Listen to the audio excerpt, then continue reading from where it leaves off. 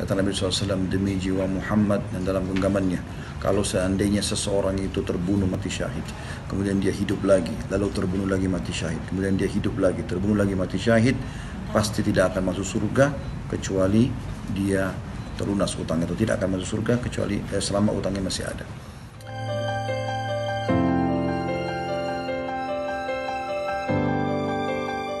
Assalamualaikum warahmatullahi wabarakatuh. Alhamdulillah, wassalatu wassalamu ala rasulillah. Segala puji dan puja kehadirat Allah subhanahu wa ta'ala, juga salawat dan taslim kepada Nabi besar Muhammad sallallahu alaihi wasallam. Tentu seorang muslim sangat ditekankan agar menjauhi utang, karena memang Nabi alaihi salatu wassalam sangat melarang kecuali dalam keadaan darurat sekali. Bahkan kalau ada orang kaya sengaja utang, ini bisa terhitung dosa kalau seandainya dia punya kemampuan membayar dan dia menundanya. Karena kata Nabi SAW, matlul ghani zulm, menunda pembayaran bagi orang kaya itu adalah kezaliman. Nah, sekarang kita temukan bahkan pintu-pintu utang dibuka banyak sekali untuk orang-orang kaya. Makin kaya maka makin besar terbuka kesempatan untuk berutang.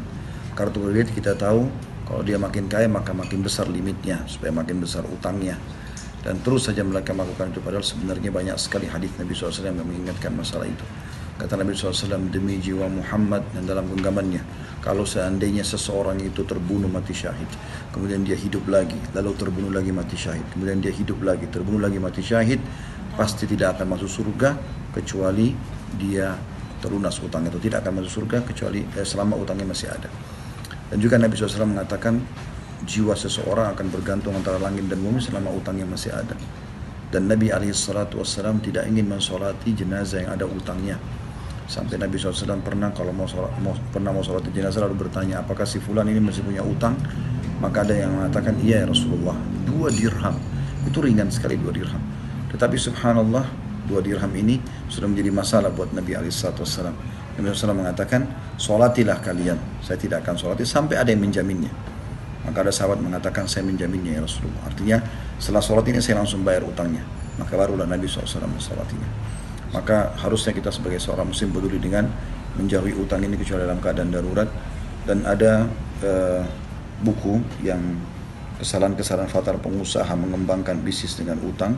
Saya rasa ini cukup bagus sebenarnya untuk dibaca secara judul ya.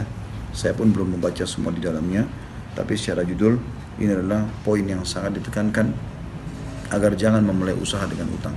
Lebih baik Anda mengajak saudara Anda muslim untuk investasi bagi hasil ya, daripada harus berutang. Itu saja, mudah-mudahan bermanfaat. Subhanakallahumma bihamdika asyhadu an la ilaha illa anta astaghfiruka wa atubu ilaik. Wassalamualaikum warahmatullahi wabarakatuh.